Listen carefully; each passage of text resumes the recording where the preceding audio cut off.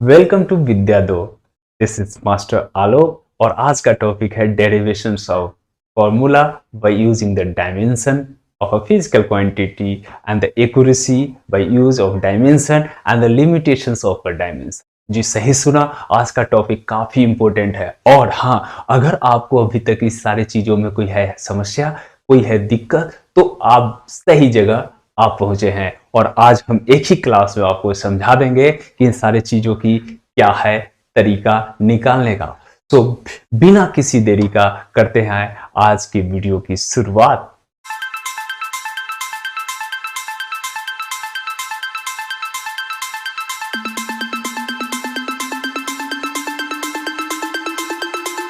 तो derivations of formula bye dimensional analysis, सही सुना, derivations of formula bye dimensional analysis.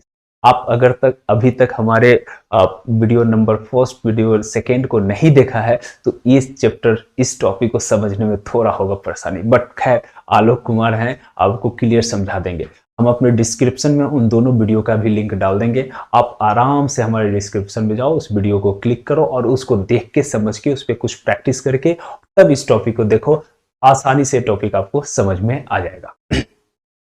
और आपको अभी फिलहाल करना क्या है, हमारे चैनल को सब्सक्राइब और जितना हो सके लाइक और जितना हो सके अपने दोस्तों के बीच में कर दो शेयर। देखो हम मास्टर, हम तुम्हारे लिए वर्क कर रहे हैं तो तुम्हारा भी कुछ काम बनता है हमारे लिए वर्क करना, और सिर्फ तुम करो सब्सक्राइब ताकि हम कंटिन्यू अपडेटेड नोटिफिकेशन आप तक पहुंचा सके। कोई रिलेटेड अगर बोर्ड से कोई बातें होती है, कोई न्यूज होती है, वो भी हम आपको शेयर कर सके। तो यहाँ रेगुलर क्लासेस हैं, regular classes 11th and 12th का होगा और आप हमारे इस चैनल को लाइक और सब्सक्राइब करना ना भूले। तो यहाँ पे क्या है questions, derivations of formula by dimensional analysis को हम एक क्वेश्चंस के तरीके से यानी क्वेश्चन को करते हुए समझेंगे। अब हम एक डायमेंशनली किसी फॉर्मूला को एनालाइज करेंगे और उसको देखेंगे कि ये कैसे निकलता है। सो क्वेश्चंस, मान लो हम एक प्रॉब्लम लिखते हैं कि कोई force F on a particle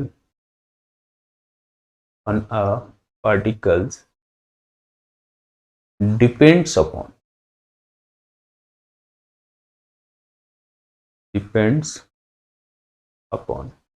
लिखो, ये क्वेश्चंस लिखो।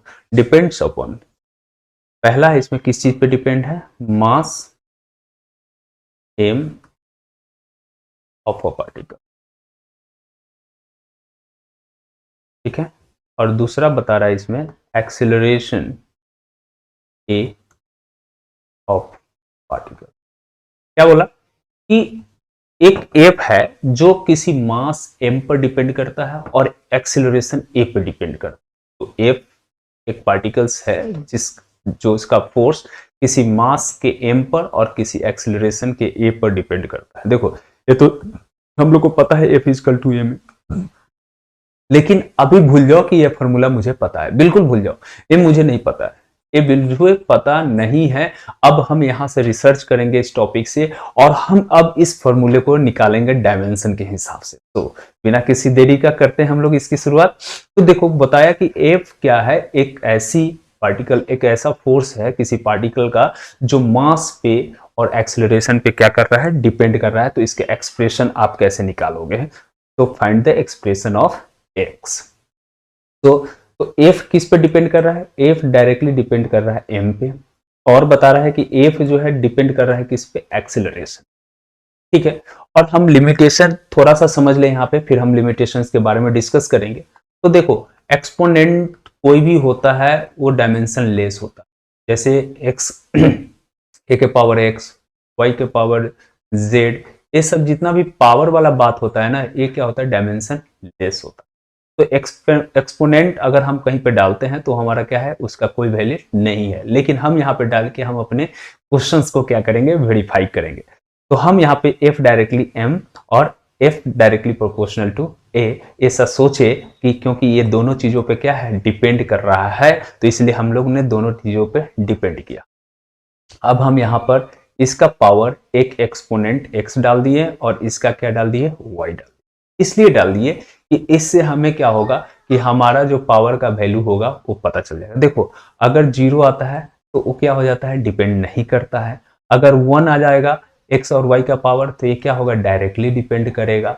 अगर हाफ आ जाएगा तो जैसे जैसे आएंगे वो वैसे वैसे उसका चीजों का डिस्कशन हम लोग करते चलेंगे। तो हमको इतना समझना था। तो f is directly proportional to m upon the power x and the f is directly proportional to acceleration a upon the power y। ऐसा हमने सोचा। देखो जितना भी टर्म आएंगे उसको आप इसी तरह x y, अगर 3 होगा तो z कर देना, ठीक है। तो इस तरीके से इसको वेरीफाई करेंगे, राइट।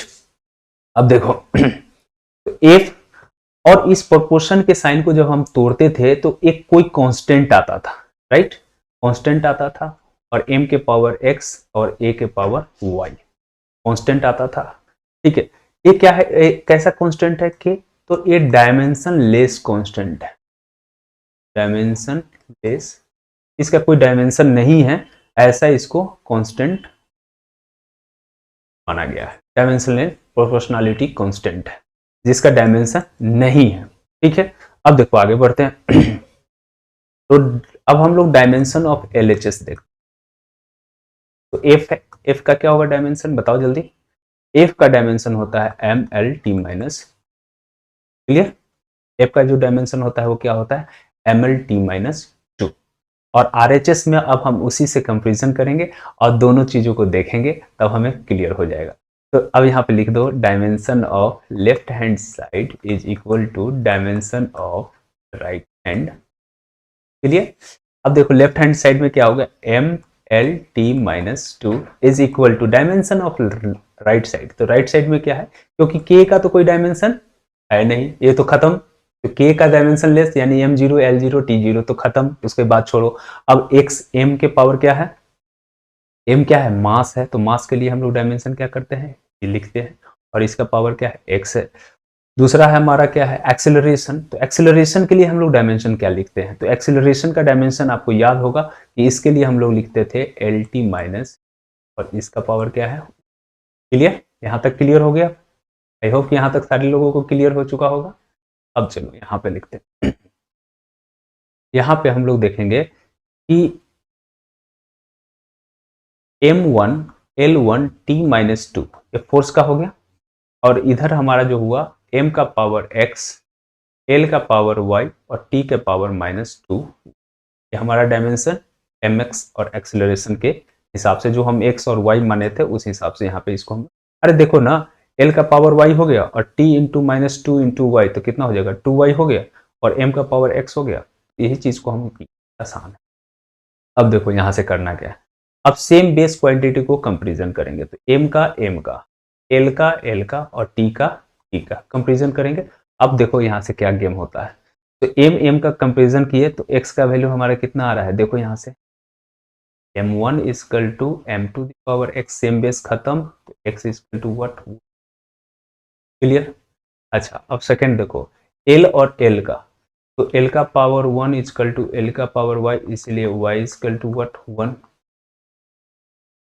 और देखो अब t का देखो, t -2y और यहाँ पे t -2 दिख रहा है ना, तो देखो यहाँ पे t -2 इक्वल टू t के पावर -y खत्म, इसीलिए y इक्वल टू, और 1 जब आता है तो हम लोगों ने बताया अभी कि 1 का मतलब हमको क्या समझना है, डायरेक्टली।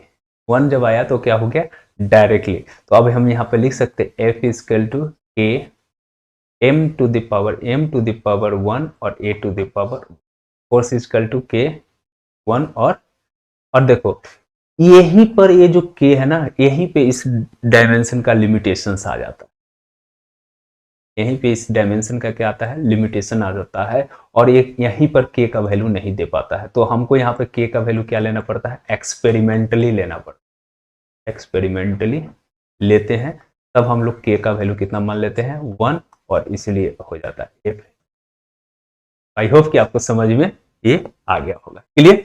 नेक्स्ट है हमारा, ये तो हमें समझ में आ गया। अब हमें नेक्स्ट इस पे और सारा क्वेश्चंस होगा, आप कीजिएगा, और उससे रिलेटेड कोई हो तो हमारे डिस्क्रिप्शन में हमारे सारे फेसबुक पेजेस, फेसबुक ग्रुप्स और आपका इंस्टाग्राम का लिंक और हमारे मेल आईडी भी दिया रहेगा, वहां से आप बेहिचक कोई भी मैसेज हमसे करके पूछ सकते हैं, हमारे से क्वेश्चन भी पूछ सकते हैं। ठीक है, तो हम आगे बढ़ते हैं। ठीक, तो अब हम लोग देखेंगे लिमिटेशंस। क्या देखेंगे जी? लिमिटेशंस। तो लिमिटेशंस ऑफ डायमेंशन एनालिसिस को अब हम लोग, तो लिमिटेशन ऑफ डायमेंशन एनालिसिस क्या होता है? देखो यहाँ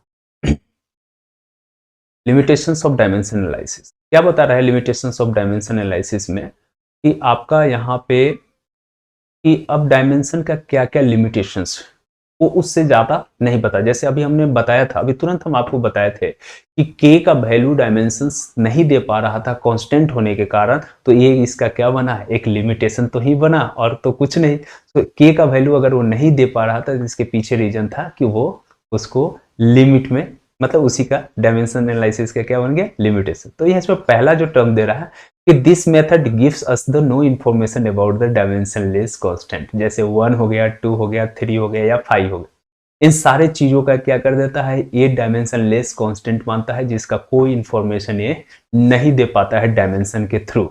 ये इसका क्या बन जाता है? लिमिटेशंस बन जाते हैं। सेकंड है the quantity depend upon more than 3 dimension formula can not be drive. देखो हमारा बेस क्वांटिटी की था MLT, और इसी पे हमको सारे फॉर्मूला को ड्राइव करना है।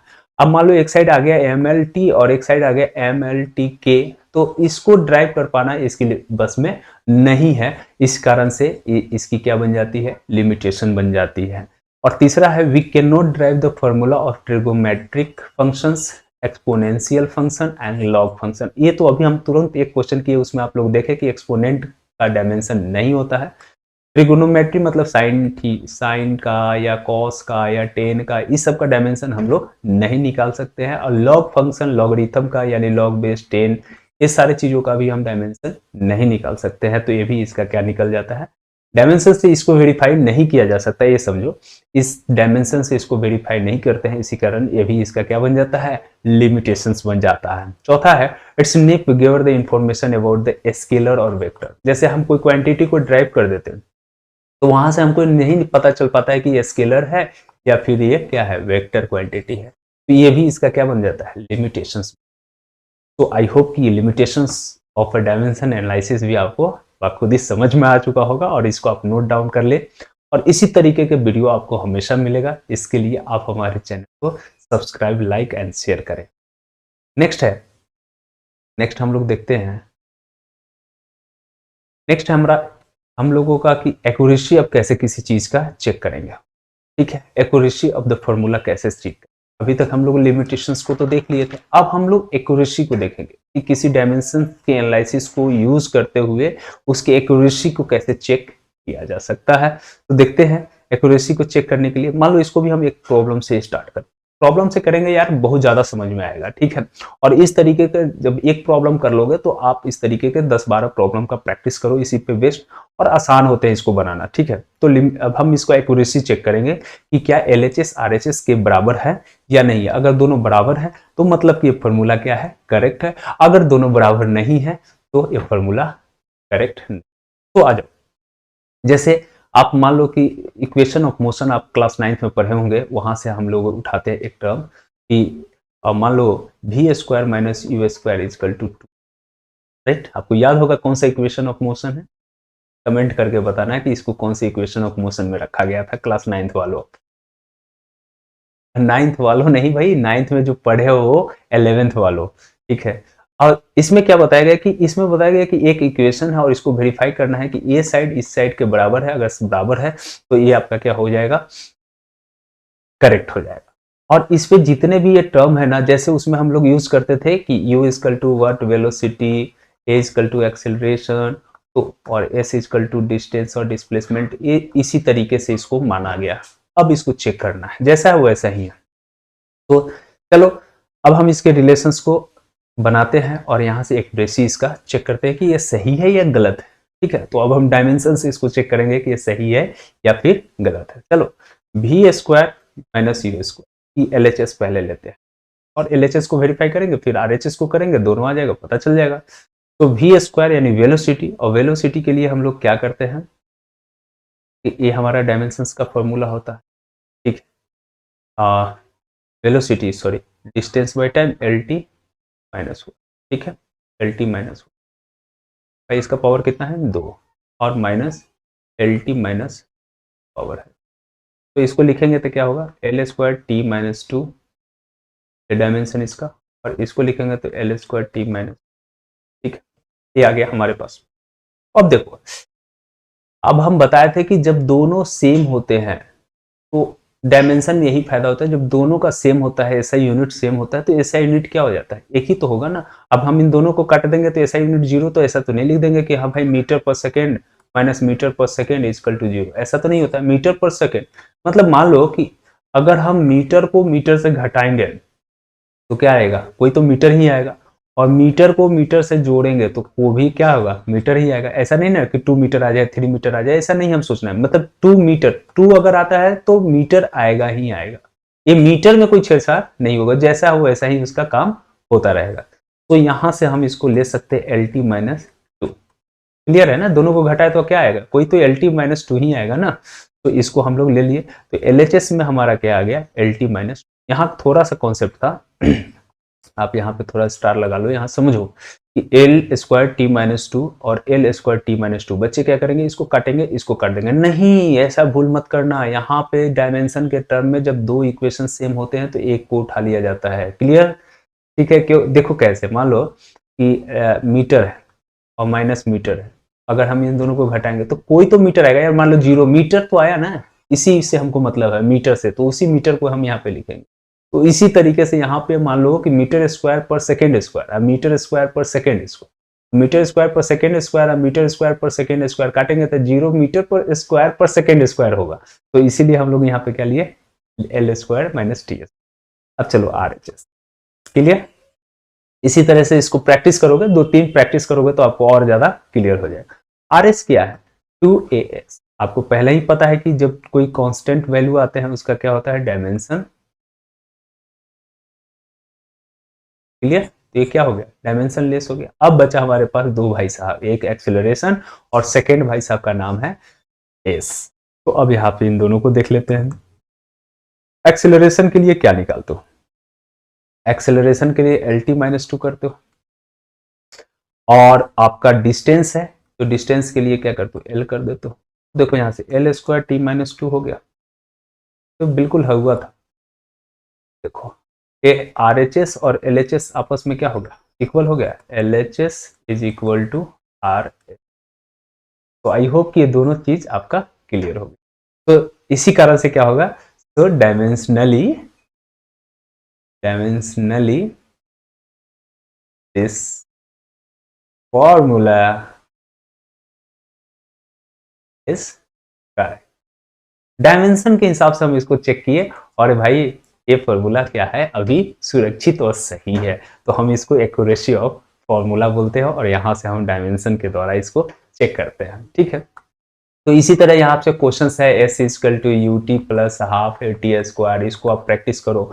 यहाँ पे U को वेलोसिटी मानना, A को एक्सेलरेशन, T को टाइम और S को डिस्टेंस, जैसे है एज यूजुअल यूज करना है सारे क्वांटिटीज। या फिर आप ये भी कर सकते हो कि आप इसको बनाओ, उसके बाद आप बहुत सारा इस तरीके का टर्म होता है, जैसे F इक्वल टू MA हम बता दिए, V स्क्वायर माइनस, आप उसको भी चेक करो एक बार, F इक्वल टू MA को एक बार चेक करना, आप बनाना ये भी सही है गलत है, तो भी चेक करना, ठीक है। जितने भी फॉर्मूला है ना उस सारे चीज़ों को आप यहाँ से बैठ बैठ के कम से कम 10 का प्रैक्टिस करो, ठीक है। करोगे और कोई भी परेशानी हो तो हमारे डिस्क्रिप्शन में सारे चीज का लिंक दिया गया है, वहां से जाके आप कांटेक्ट करो। और हाँ, इसको स्टार्ट करने से पहले हमारा वीडियो फर्स्ट और सेकेंड को भी देखो। तो आज का वीडियो कैसा लगा कमेंट बॉक्स में बताइए, और हो सके तो हमारे चैनल को सब्सक्राइब कीजिए और अपने दोस्तों के बीच में शेयर कीजिए। धन्यवाद।